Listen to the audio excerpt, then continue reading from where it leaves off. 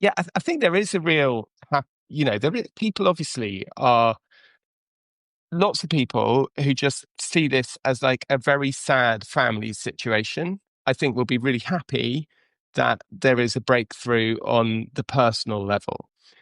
But I do not underestimate the backlash that is going to come to this in the UK press.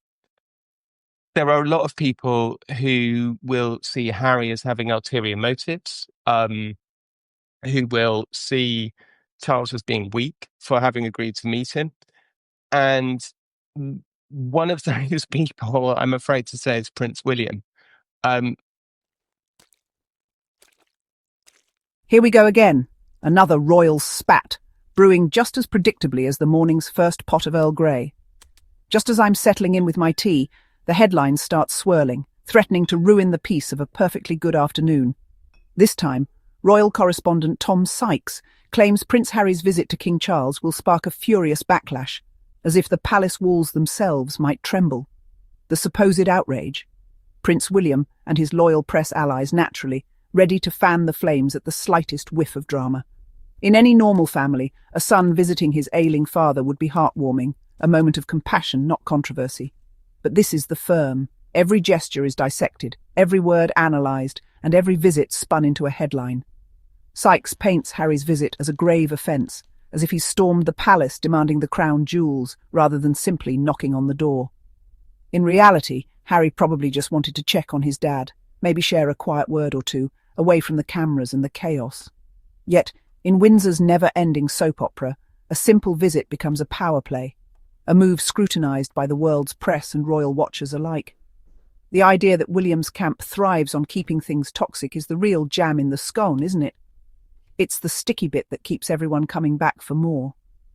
It suggests the narrative of Harry the betrayer matters more than family, more than healing old wounds or simply being there for each other. It's a sad state of affairs. Have they forgotten they're related? Sometimes it seems the headlines matter more than the heart. Maybe name tags at the next family gathering would help break the ice.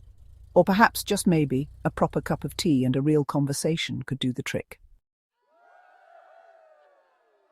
Let's meet our players. Prince William, the future king, who seems more concerned with maintaining appearances than embracing real change. Raised in the public eye, he's become a master of the carefully crafted image, but often comes across as distant and rigid, his every gesture calculated to protect the status quo. And then there's the British press, always eager to prop up the royal narrative that keeps William in a favourable light. Their relentless pursuit of headlines often means they overlook the real stories in favour of drama that flatters the air and vilifies anyone who dares to be different. William's reactions to controversy are less about genuine leadership and more about protecting an outdated institution. Instead of showing vulnerability or growth, he often doubles down on tradition, prioritising image over authenticity. The press, sometimes acting like William's personal PR team, know exactly which stories will keep him on his pedestal. Scandal and conflict are spun to protect the heir, while anyone challenging the narrative is painted as the villain. The tale of the warring brothers is a favourite. William, the dutiful heir, and Harry, the so-called rebellious spare. But what if the real story is about Harry's courage to break free from a system that stifles individuality? The palace and the press have always danced a complicated waltz, one side clinging to tradition, the other hungry for headlines. But it's Harry who dared to step out of line, challenging both the palace and the press to be better. Harry and Meghan broke the mould by telling their own story, refusing to be silenced or controlled. When Harry visits, it's not just a family reunion, it's a bold act of independence that unsettles those who fear change. The backlash isn't just William sulking in private, it's the entire system closing ranks, desperate to protect its image. William's reluctance to embrace change only highlights Harry's willingness to stand up for what he believes in. The palace press machine works overtime to keep the old narrative alive. The spare is the problem. The heir is the future.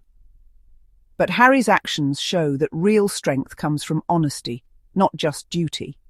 Honestly, the same tired headlines about William's stoicism and Harry's rebellion are wearing thin. The real story is about courage and authenticity, not just tradition. With all the creative minds in the business, you'd think they'd celebrate Harry's strength and honesty instead of recycling the same old royal drama. Imagine a royal family that embraced real connection, roasting marshmallows, telling stories, and showing their true selves. That's the kind of authenticity Harry has been fighting for. But for now, the script stays the same.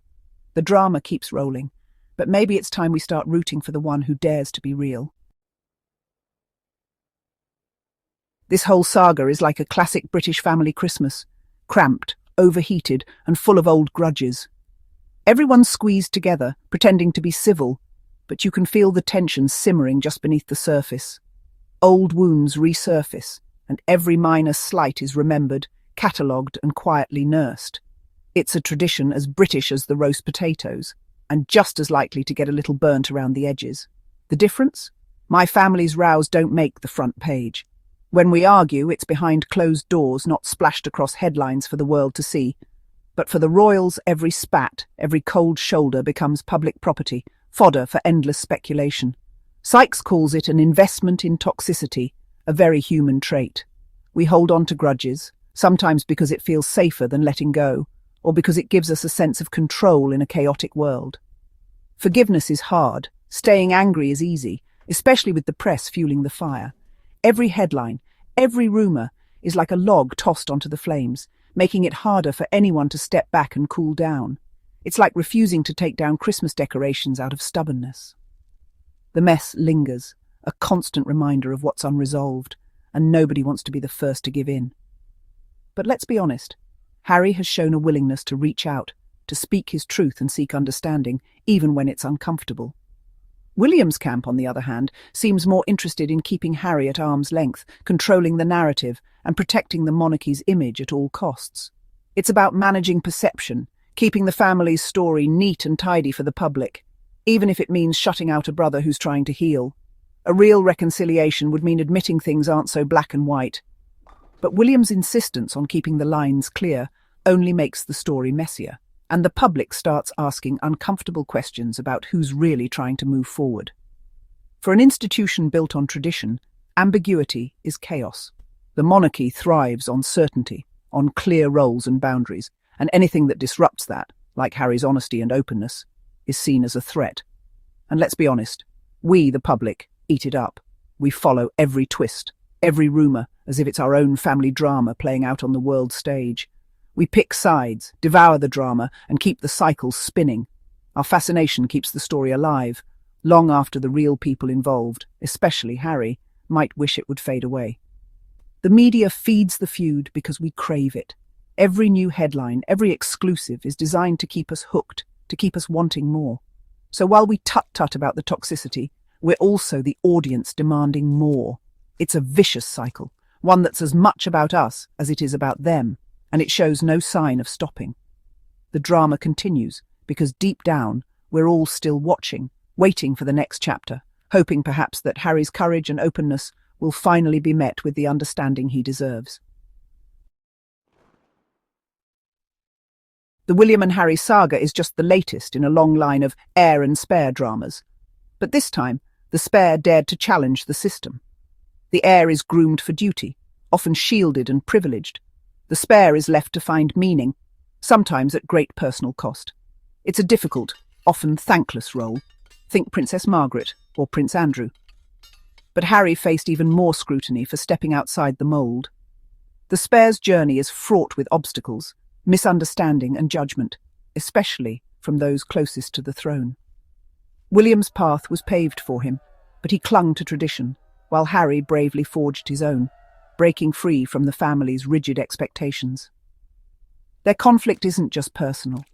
It's about one brother upholding the status quo and the other daring to question it.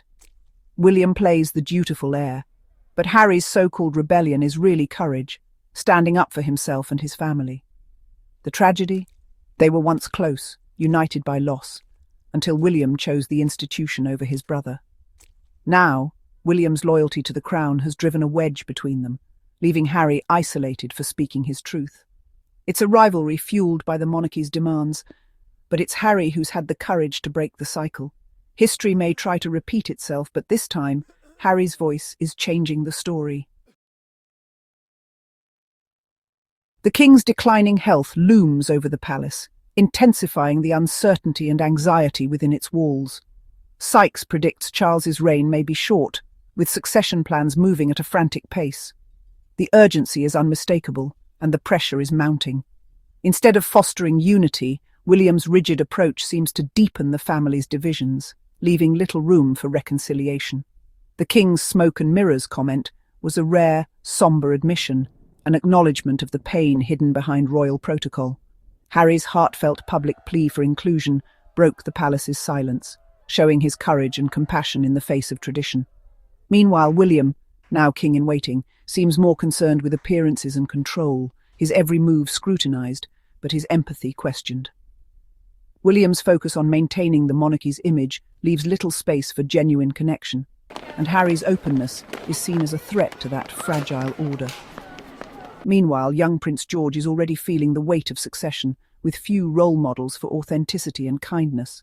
The real cost? Another generation inheriting not just the crown, but the same old burdens, unless someone like Harry can show a better way. The feud's backdrop is the clash between two worlds, Windsor's rigid tradition and California's fresh perspective. Windsor clings to duty and protocol, while California embraces openness, growth, and authenticity. One side is stuck defending the institution. The other, Harry's side, champions the individual and real change. Where Windsor silences voices, Harry uses his platform to encourage honest conversations and healing. No wonder there's a disconnect. Harry's vision is forward-thinking, while William remains on another planet. To Windsor, Harry's new life is misunderstood, while William's reluctance to adapt only deepens the divide. Harry's openness is genuine self-expression, but William dismisses it as self-indulgence. The palace simply can't grasp Harry's new values, while William refuses to even try. From Harry's side, he bravely left a stifling system to pursue a healthier, more honest life. He's reaching out to his father with genuine concern, showing maturity and compassion. Yet William and Windsor dismiss his efforts as mere publicity, missing the sincerity behind them. The two worlds can't even agree on what family means. As Harry tries to bridge the gap, William's resistance only widens it. So what do we make of it all? This royal drama feels endless, but at its heart, it's more than just two brothers. It's about Harry bravely choosing honesty and freedom, while William clings to outdated tradition. Harry's become a symbol of change, while William seems stuck in the past, more concerned with image than real connection. We watch because Harry's struggles feel relatable. He's faced the same family pressures, just with more palaces and headlines. Harry's choices have sparked real conversations, while William's rigidity just keeps the old wounds open. Maybe the feud is the point. It shows how the monarchy resists change, even when someone like Harry tries to move forward. As long as Harry keeps speaking his truth, we'll keep watching. The next episode is always just a headline away, especially when William refuses to change, so I'll keep my kettle boiled and biscuits ready. Because with Harry leading the way, the next royal twist is always worth watching.